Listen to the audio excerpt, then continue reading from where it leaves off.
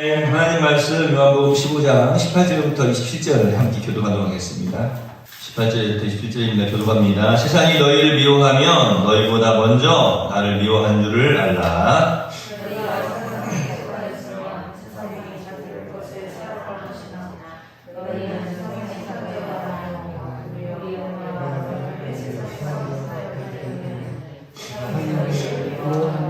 내가 너희에게 종이 주인보다 더 크지 못하다 한 말을 기억하라. 사람들이 나를 박해하였은즉 너희도 박해할 것이요 내 말을 지켰은즉 너희 말도 지킬 것이다.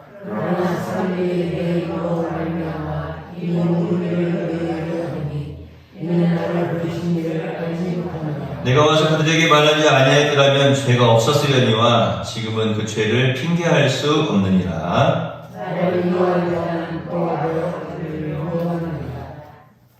내가 아무도 못한 일을 그들 중에서 하지 아니하였더라면 그들에게 죄가 없었으려니와 지금은 그들이 나와 내 아버지를 보았고 또 미워하였도다. 그러나 이는 그들의 그것을 듣는다. 그들이 없이 나를 미워하였다 하나를 하리라. 내가 아버지께로부터 너희에게 보낼 보혜사 곧 아버지께로부터 나오시는 진리의 성령이 오실 때에 그가 나를 증언하실 것이요 너희도 처음부터 나와 함께 있었으므로 증언하느니라. 아멘. 옆에 계신 분들 한번 바라보시죠. 말씀 듣고 은혜 받으세요.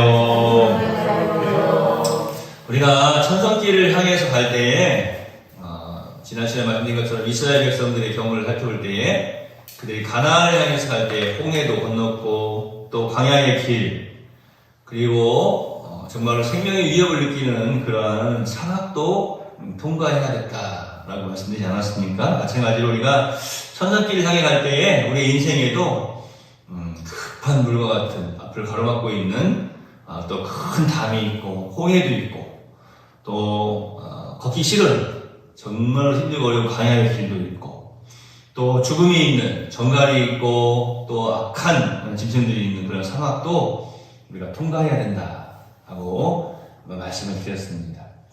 사실 예수님께서는 이미 제자들에게 이러한 핍박이 있을 것을 말씀을 하셨습니다. 그런데 제자들은 자기들이 사실은 앞으로 예수님 따라다니면 참 평안하고 또 매혹적인 그런 생활, 안락, 그런 거죠. 또 지위, 그리고 영광의 생활로 들어갈 것으로 착각을 하고 있었습니다. 그래서 사실은 예수님이 그걸 알고 계셨던 거죠. 왜냐면 이제 우리가 제가 뭐 늘 한 번씩 말씀드리면 그 당시에 이 메시아관에 대해서 우리가 조금 연구를 하고 공부를 하고 그러면 알게 되면 이 사람들이 당연히 그렇게 느꼈겠구나. 제자들은 그렇게 생각할 수 있는데 지금 우리가 생각할 때에는 우리가 예수님을 생각할 때 처음부터 예수님 그러면 이제 십자가 지고 가실 분 그렇게 생각하고 있잖아요. 십자가를 지시고 우리를 구원해 주신 분 이렇게 생각하고 있기 때문에 그 당시에 제자들이 가지고 있던 생각을 이해를 못하는 거예요. 어리석은 사람들 아니었나 이렇게 생각을 하는데 지금 여러분과 제가 이 땅에서 살아가면서 모든 사람들이 생각할 때 일반적인 생각이잖아요. 보편적인 생각이고 일반적이나 그걸 당연히 그렇게 생각하는 게 당연하지 그렇게 살아가는 게 당연한 거 아니야? 이렇게 생각하는 그런 생각을 하면서 산 거예요. 제자들도 그 당시에 지금 우리가 봤을 때에는 바보들 아니야? 멍청이들 아니야? 이렇게 생각할 수 있겠지만 어떻게 이렇게 주님의 뜻을 모르냐 예수님과 함께 있으면서 이렇게 생각할지 모르겠지만 이들이 지금 생각하는 어떤 뭐 매혹적인 생활 또 안락한 지위 그리고 이제 사람들이 칭찬 듣고 영광을 받는 어떤 그런 생활로 곧 자기들이 들어가게 될 것이다. 그러니까 모든 것을 다 버려두고 지금 예수님을 따라가고 있는 거예요. 왜냐하면 예수님을 메시아로 봤기 때문에. 그런데 그 메시아는 우리가 생각하는 것처럼 하나님의 아들로서의 예수님이 아니라 그 당시에 생각하고 있는 이 왕, 메시아. 그렇게 예수님을 바라봤기 때문에 이들이 지금 생각하고 있는 것이 결코 그 당시 어떤 그 문화나 또 사회의 상황으로 봤을 때에 전혀 잘못된 것이 아니었다라고 하는 거예요. 제가 조금 전에 그런 비유를 했죠. 지금 우리가 살아갈 때 살아가고 있는데 우리가 살아가는 이 동안에 생각하는 것 일반적이고 모든 사람들이 그래 맞아 라고 생각하는 그러한 삶 제자들도 지금 그렇게 살고 있는 거예요. 그런데 예수님 보실 때 그것이 잘못되었더라고 하는 거예요. 그래서 예수님께서 그런 잘못된 제자들의 생각을 사실은 고쳐주시기 위해서 시정하기 위해서 이제 오늘 본문에서 이런 말씀을 하고 계시는 것입니다. 세상이 너희를 미워하면 너희보다 먼저 나를 미워한 줄을 알라. 예수 그리스도인들, 이 그리스도인들이, 크리스찬들이 세상에서 미움받는 구체적인 이유들을 조금 살펴보려고 하는데, 오늘 본문 말씀 19절에 보면은 이런 말씀이 있어요. 너희가 세상에 속하였으면 세상이 자기의 것을 사랑할 것이나, 이렇게 말씀합니다. 소속이 다르다는 거예요. 소속이. 세상이 그리스도인들을 미워하는 가장 중요한 이유라고 할까요? 핵심적인 이유. 그것은 다른 데 있는 것이 아니라 그리스도인들이 세상에 속해 있지 않기 때문입니다. 세상이 왜 그리스도인들을 미워하냐? 세상에 그리스도인이 속해 있지 않기 때문입니다. 여러분은 세상이 여러분을 미워합니까? 우리가 사실은 이 요한복음 15장 말씀을 가지고 계속해서 이 말씀을 생각해보고 또 생각해보고 자기 자신을 자꾸 들여다봐야 돼요. 그렇지 않으면 제자들이 깨닫지 못하고 그 당시를 살아갔던 것처럼 우리 또한 이 시대를 살아가면서 전혀 깨닫지 못하고 예수님의 뜻과는 전혀 상관이 없는 삶을 살아갈 수밖에 없는 거예요. 세상이 여러분을 미워하느냐라고 하는 거예요. 왜 세상이 그리스도인들을 미워하느냐? 소속이 다르기 때문에. 요즘은 이제 많이 그래도 매스컴을 통해서 어떤 잘못된 것들이 있으면 막 드러나기도 하고 그러잖아요. 특별히 요즘은 갑질 그러면 그냥 큰 잘못한 거잖아요. 근데 어떻습니까? 과거에 군사 독재 시절을 한번 생각해 보세요. 그때는 이런 표현이 딱 맞죠. 어디에 소속되어 있느냐에 따라서 출세길이 달라지는 거예요. 어디에 소속되어져 있느냐에 따라서 출세할 수도 있고 성공한 인생을 살아갈 수도 있고, 그렇지 않고 실패하고 그냥 완전히 그냥 사람 같지도 못한 그런 대접을 받으면서 살 수도 있다고 하는 것이죠. 우리 과거의 이야기 할 필요 없고요. 제가 이 말씀을 전하면서 바클레이라고 하는 아주 유명한 주석가가 있는데, 그분이 어떻게 이 부분에 대해서 설명을 하는가 쭉 살펴보다가 아주 재미난 예화를 하나 이 부분을 설명을 하면서 가져오셨더라고요. 그 사람이 어떤 사람인가 하면은 존 한웨이라고 하는 사람인데, 이 한미이네요. 한웨이. 이 한웨이라고 하는 사람인데, 이 사람이 누군지 여러분 아마 모르실 거예요. 근데 제가 이제 말씀드리면, 그 사람이구나. 한웨이 그 사람이 이걸 처음 만들었구나. 이 사람 어떤 사람인가 하면요, 우산을 발명한 사람이에요. 그러니까 우리가 우산을 썼지만, 그냥, 우산 누가 만들었나 보다. 어른들이 만들어가지고 쓰다 보니까 우리도 연결되고 왔나 보다. 근데 그 전에는요, 우산을 쓰지도 않았어요. 근데 우산을 만들어서 쓴 사람, 처음 우산을 발명한 사람이 바로 이 한웨이라고 하는 사람이에요. 그런데 처음에 이 사람이 비가 오니까 우산을 쓰고 밖에 나가니까 비를 맞는 사람들이 하는 행동이 있어요. 욕을 했어요. 오물을 집어던지고 돌멩이를 막 집어던졌어요. 처음 우산을 발명해서 쓰고 나갔다가 말 그대로 개고생한 거예요. 그러한 시대에 처음에 사람들이 이상한 눈소리로 쳐다보는 것을 뛰어넘어서 돌멩이를 던지는 거예요.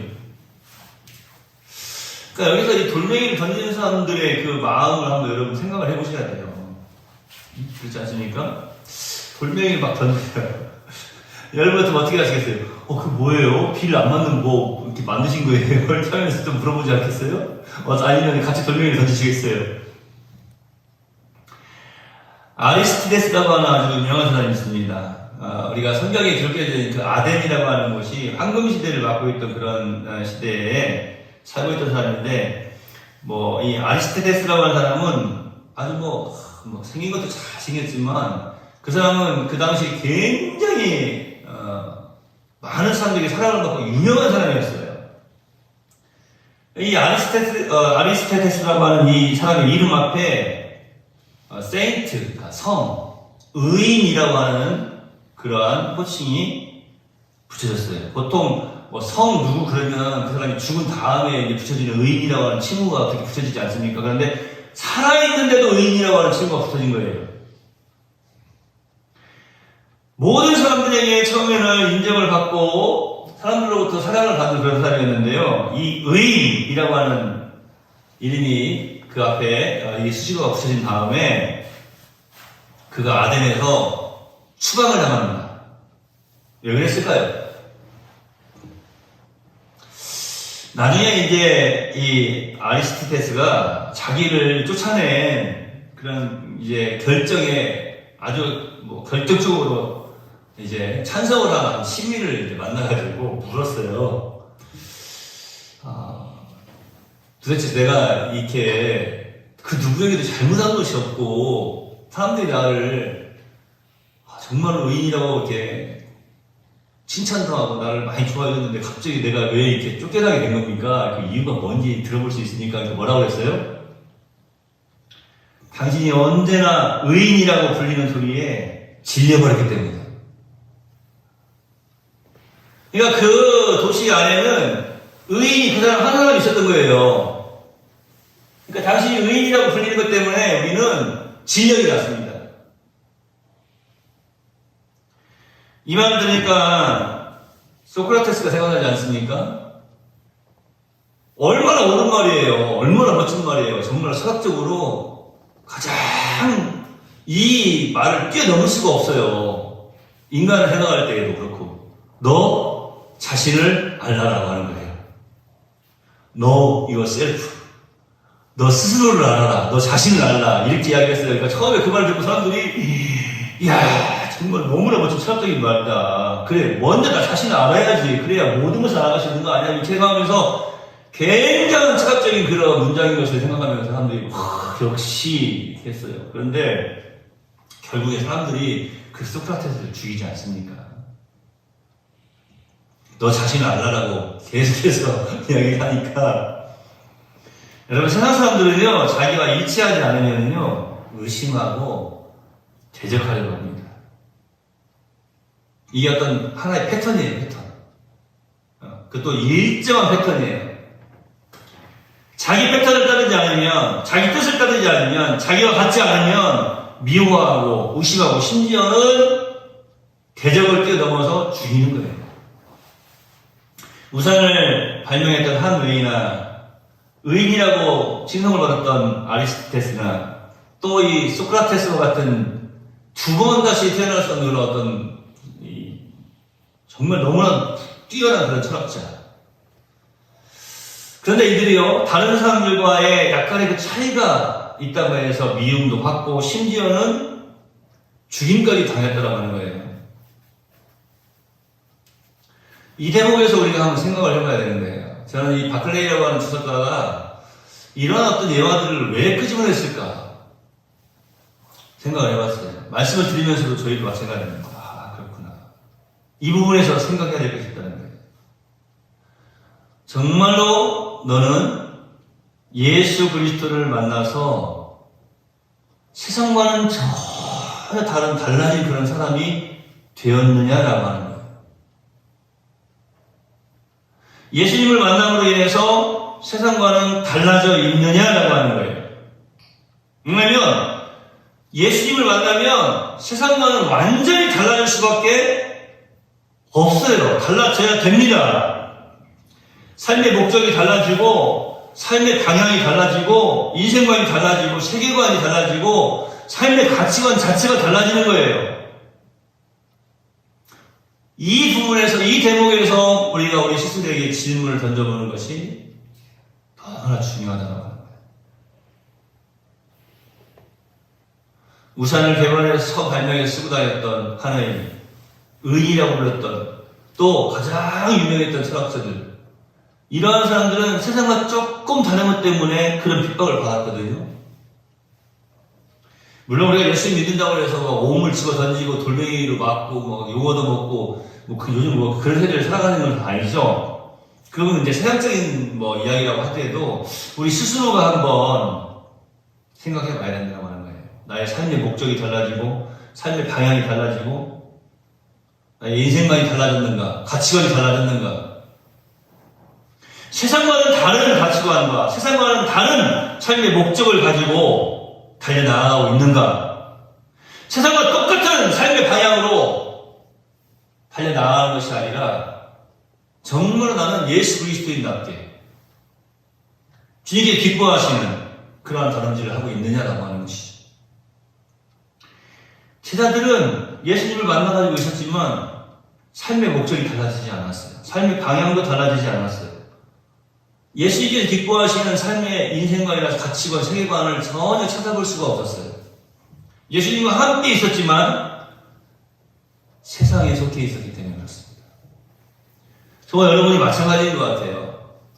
신앙생활을 하고 예수님 믿는다고 하지만 하나님의 자녀이고 그리스도인이라고 하지만 우리가 세상과 똑같은 곳에 세상 사람과 똑같이 세상에 속해 있다면 주님께서 기뻐하시는 그 뜻을 이루어드리지 못하고 그러한 인생을 살아들이지 못하고 있다면 제자들하고 똑같은 것이죠. 그래서 오늘 이 말씀은 사실 지금 우리에게 주시는 말씀입니다. 세상과 달라졌다면요, 세상과는 삶의 목적이 달라지고 세상과는 방향이, 그 추구하는 방향이 달라져 있다면 세상의 사람들과 그 삶의 가치관이 다르게 지금 되어져 있다면 미움을 받는 것은 당연한 일인 것입니다. 저와 여러분이 오늘 사실은 우리가 신앙생활하면서 이런 생각 한 번도 안 하고 그냥 생을 나가면서는 안 되겠다는 생각이 듭니다. 저와 여러분이 오늘 이 제자들을 처음에 말씀 서론에서 때 제자들 생각할 때 야, 어떻게 그렇게 주님의 뜻을 하나도 알지 못하느냐라고 그렇게 질문을 던질 수도 있지만 오늘 다시 한번 나 자신에게 질문을 던져보는 것이죠. 여러분 미움을 받고 있습니까? 세상이 여러분을 미워하는 것은 당연한 일인 것입니다. 왜냐하면 우리는 세상에 속해 있지 않기 때문입니다. 기도하겠습니다. 하나님 감사합니다.